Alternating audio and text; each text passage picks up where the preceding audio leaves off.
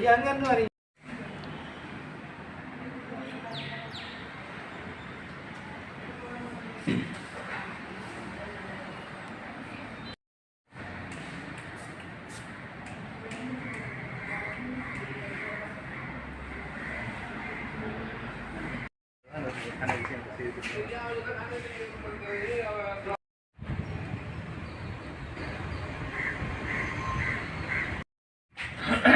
teaching hospital for advanced challenge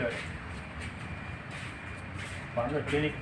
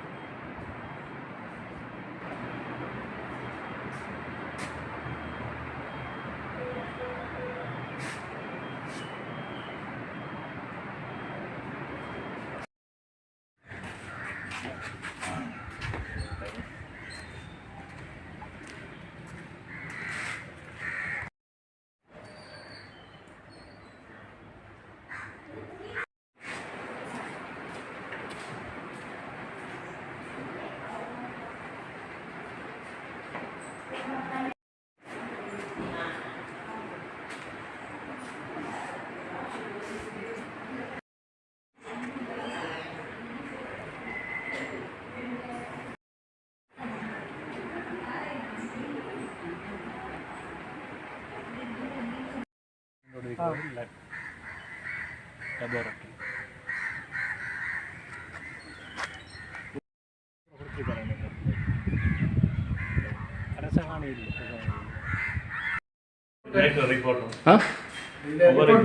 ஒவ்வொரு ரிப்போர்ட்டையும் இருக்குல்ல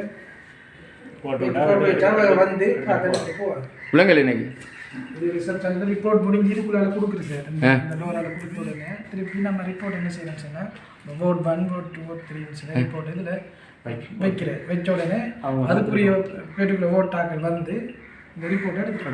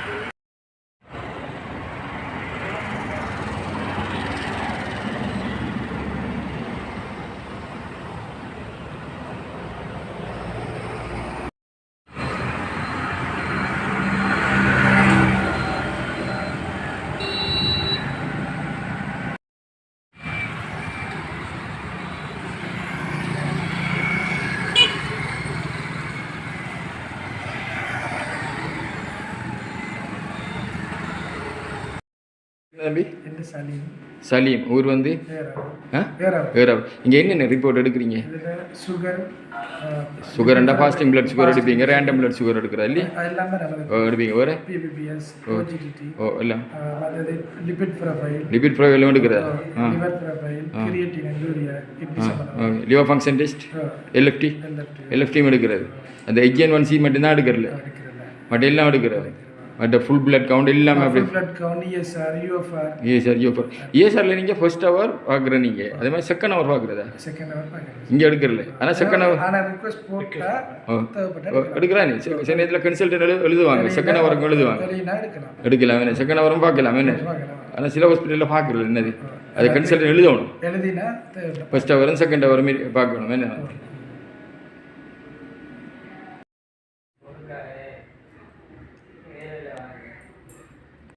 நாம் இன்று சந்திப்பது ஆரியம்பதி மாவட்ட வைத்தியசாலையின் மாவட்ட வைத்திய அதிகாரி வேல்முருகு குணராஜசேகரம் அவர்களுடன்.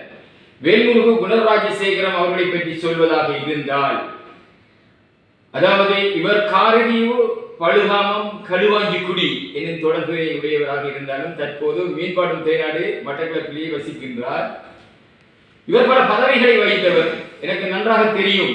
அன்று அதாவது ஐசியூவிலே வைத்திய அதிகாரியாக மட்டக்களப்பு போதனா வைத்தியசாலையிலே இருந்திருக்கின்றார். அதன் பின்பு வைத்தியசாலைகளில் கடமை புரிந்திருக்கின்றார்.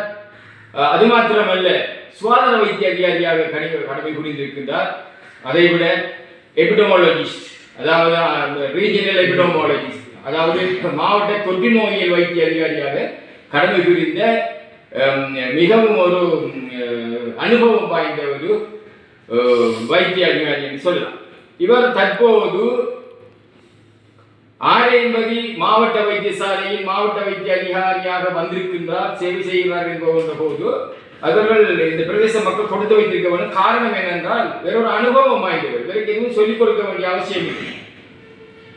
அதுபோன்று தாராள நமது பொருட்களை நாங்களே வைத்து அனுபவிக்கணும் என்பதை விட, எங்கு தேவை ஏற்படுகிறதோ அங்கு அந்த பொருட்களை வழங்கி அந்த வைத்தியசாலையுடன் தொடர்பினை ஏற்படுத்தி சிநேகித பூர்வமான முறையிலே பல வேலைகளை செய்யக்கூடிய ஒருவர். அது என்னவென்றால், நான் இதை தொடர்பாக கூறுகின்றேன்.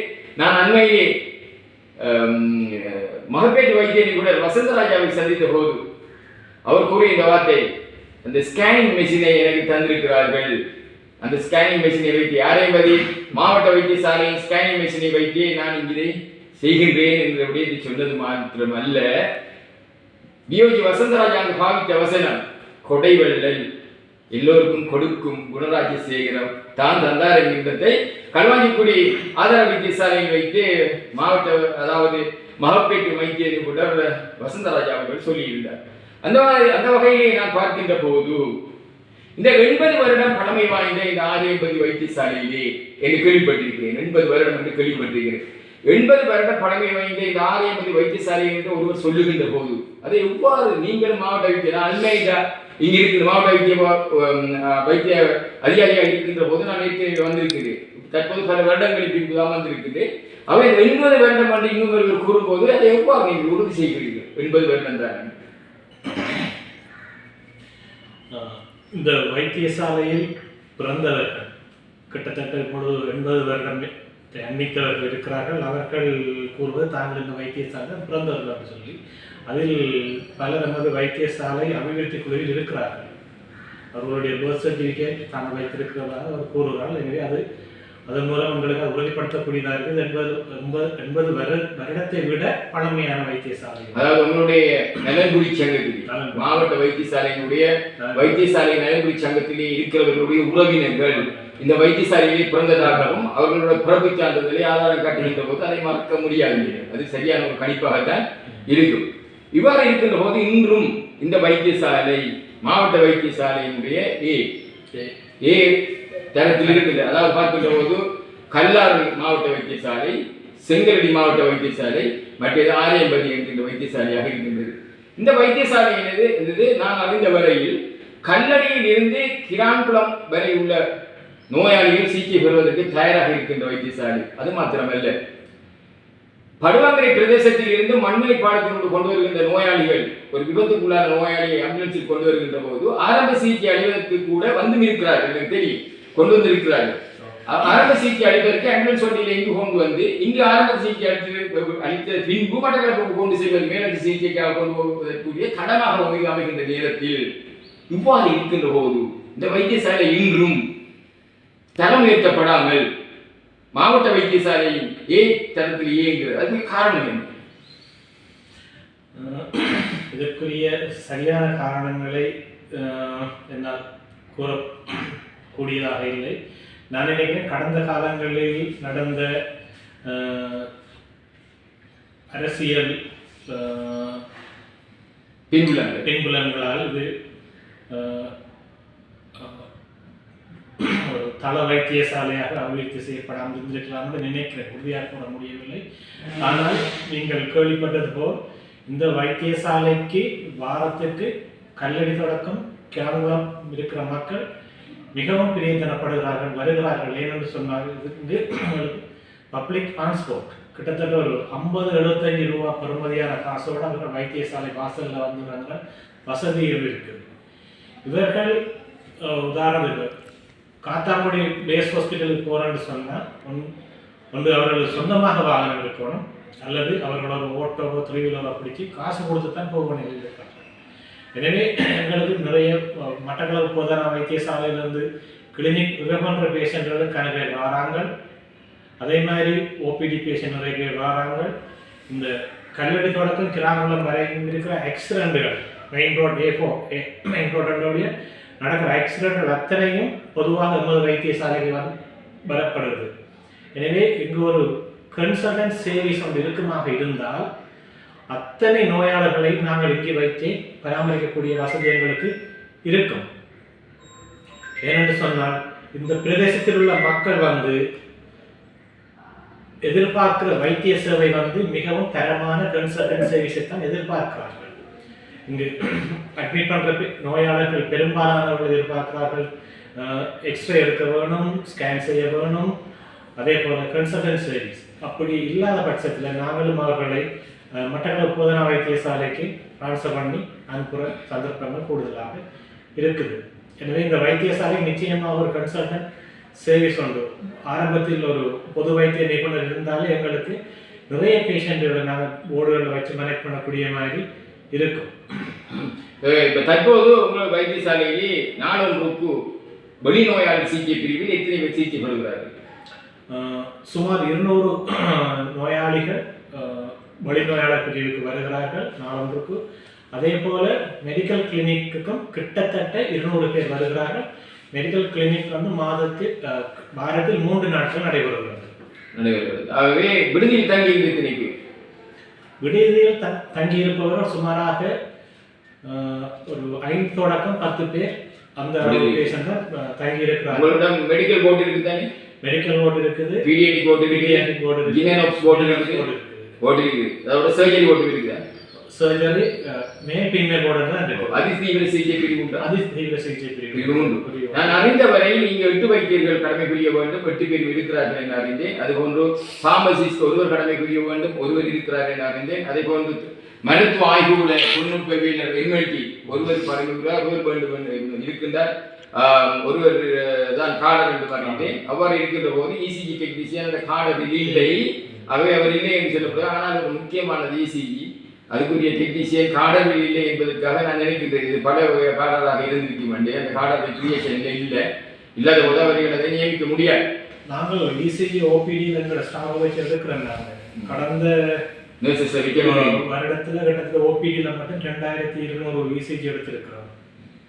அதே மாதிரி இடிவிலையும் இசிஜி எடுக்கிறோம் ஸ்டாஃப், நர்சிங் ஸ்டாஃப். அதுவே இந்த வகையிலே இன்னொரு முக்கியமான விடயத்தை சொல்ல வேணும். இசிஜி டெக்னீஷியன் இல்லை இல்லை இல்லை என்று கூறிக்கொண்டு இல்லாமல் தன்னுடைய ஸ்டாஃபான அதாவது மருத்துவ தாதியினரை வைத்து கடந்த வருடம் 2000 கிட்டத்தட்ட 2200 இடிவிலையும் அவசர சிகிச்சை பிரிவிலையும் ஓபிடியிலையும் வெளிநோயாளர் சிகிச்சை பிரிவிலையும் கிட்டத்தட்ட 2500 இசிஜிகளை எடுத்திருக்கிறார்கள் என்றால் இசிஜி டெக்னீஷியன் இல்லாமலே இங்கு எடுக்கப்பட்டிருக்கிறது போன்று இங்கே ஒரு பாரிய சேவை இடம்பெற்றிருக்கிறது என்கின்ற விடயத்தை தான் இங்கே சுட்டிக்காட்டலாம். ஆகவே இங்கே தற்போது உள்ள குறைபாடுகள் நமது வைத்தியசாலையில் தற்போது உள்ள குறைபாடுகள் என்று கூறுவதற்கு பொதுவாக ஒன்றுமில்லை என்று நினைக்கிறேன். என்ன டிவிஷனல் ஹாஸ்பிட்டல் பிரதேச வைத்தியசாலை தர மேற்கூறிய அத்தனை சர்வீஸ்களை நாங்கள் செய்து கொண்டிருக்கிறோம். இதற்கு மேலும் நமது சேவையை வழங்க வேண்டுமாக இருந்தால் இது தரமுயர்த்தப்பட வேண்டும். இங்கு கன்சல்டன்ட் சர்வீஸ் எங்களுக்கு கிடைக்க வேண்டும். தற்போது நான் அறிவியல் மார்க்கெட் வைத்திய நிபுணர் ஒருவர் வருகிறார், கருணாகரன் ப்ரொஃபசர் கருணாகரன் சொல்வார். மாசத்தில் ஒரு தரம் வந்து ப்ரொஃபசர் கருணாகரன் வருகிறார் என்பதை அறிந்தேன்.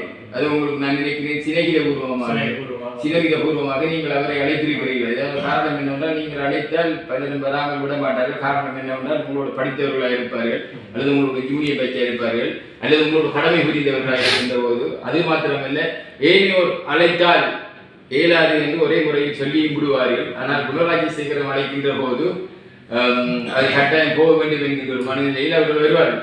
அது அவ்வாறு இருக்க உங்களோட நான் நினைக்கிற மருத்துவ தாதியினர் குறைவாக இருக்கின்றது.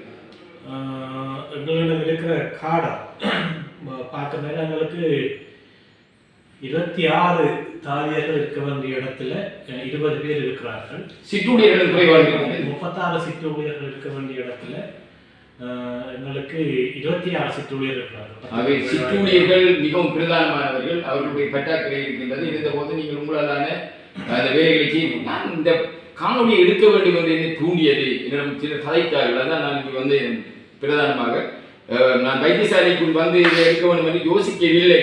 நான் அண்மையில இருந்த நேரத்தில் எடுத்தது பின்பு. ஆனாலும் கூட நான் உங்களுடைய ஆரியம்பதி வைத்தியசாலை என்று எனது கேம்போனை பார்த்து அன்று நான் பல வருடங்களுக்கு முன்பு சேவப்பட்ட நம்பரை எடுத்து கதைத்த போது ஒரு தம்பி கதைத்தார்.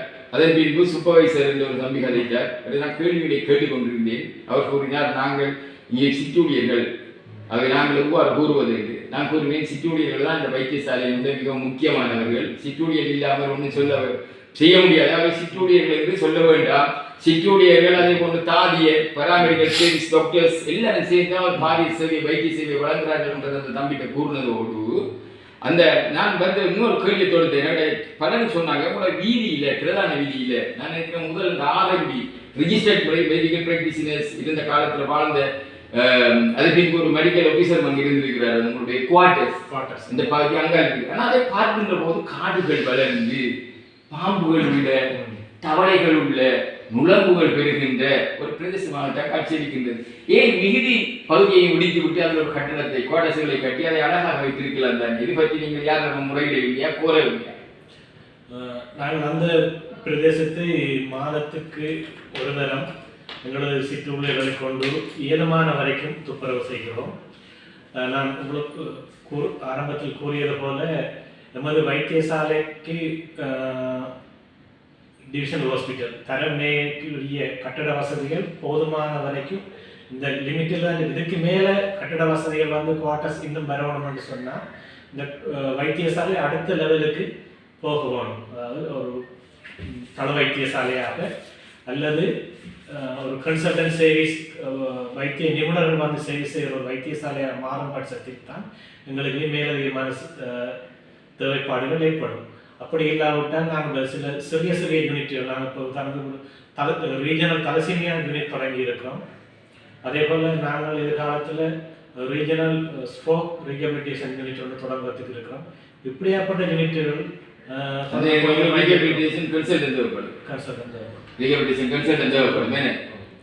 தலசீமியா யூனிட் துவங்கிருக்கீங்க, மிகவும் முக்கியமான யூனிட் துவங்கிருக்கீங்க. அந்த வகையில் நீங்கள் பாரிய பணிகளை செய்கிறீங்க. ஆகவே வேறு குறைபாடுகள் உங்களுக்கு இல்லை. கட்டிடங்கள் தேவை. இப்போதைக்கு எங்களுக்கு கன்சல்டன்ட் சர்வீஸ் கிடைக்குமாக இருந்தால் மற்ற தேவைகள் வந்து நாங்கள் விரைவாக பூர்த்தி செய்யக்கூடிய மாதிரி இருக்கும். அப்போ அதாவது 80 வருடம் பழமை வாய்ந்த இந்த வைத்தியசாலையிலே, ஆரியம்பதி வைத்தியசாலையிலே நான் இன்று சந்தித்தது காரைதீவு பழுகாமம் ஆரியம்பதியைச் சேர்ந்த நல்ல குணம் கொண்ட குணராஜசேகரம் அவர்களை, அனுபவசாலியான குணராஜசேகரம் அவர். நான் நினைக்கிறேன் உங்களுக்கு வைத்தியத்துறையிலே எவ்வளவு அனுபவம்? சுமார் 20 வருடம் ஞாபகம் இருக்கிறது. இது கிட்டத்தட்ட 20 வருடம் அனுபவம். நான் நினைக்கிறேன் கிளாஸ் 1க்கு வந்துட்டீங்க. Class 1 medical officer. அதோட நீங்கள் டிப்ளமா இன் சைல்டு ஹெல்த் முடிஞ்சு நீங்கள் சிறுவர்கள் மருத்துவத்தில் மிகவும் பிரபலியமான ஆளும் கூட கல்வஞ்சிக்குடி பிரதேசத்தில். அந்த வகையில் 80 வருடம் பழமை வாய்ந்த இந்த ஆரியம்பதி வைத்தியசாலையில் நான் அன்று வரும்போது இருந்தவர் மாவட்ட வைத்திய அதிகாரி அல்மேடா அவர்கள். அவரும் நிறைய பணிகளை செய்திருக்கிறார், பலரை அபிவிருத்தி பணிகளை செய்திருக்கிறார். அதை நான் ஞாபகம் ஊட்டியே அவர்களும் வைத்தியசாலை நலமுறை சங்கத்துடன் சேர்ந்து பல பணிகளை முன்னெடுத்திருக்கிறார். அதன் பின்பு வந்தவர் எந்த கிராமத்தை சேர்ந்த அன்புக்குரிய நண்பர் கௌரிசங்கர் அவர்கள். கௌரிசங்கர் அவர்களிருந்து தன்னால் இயன்ற அந்த விடயங்களை செய்தது மாத்திரமல்ல, அவர் நீங்கள் கூறிய விடை இந்த வைத்தியசாலை ஏன் அபிவிருத்தி செல்லப்படாமல் இருக்கின்றது என்பதற்கு அவர் எங்களிடம் அரசியல் தடை என்கின்ற விடயத்தை பல தடவை கூறி இருந்தார்.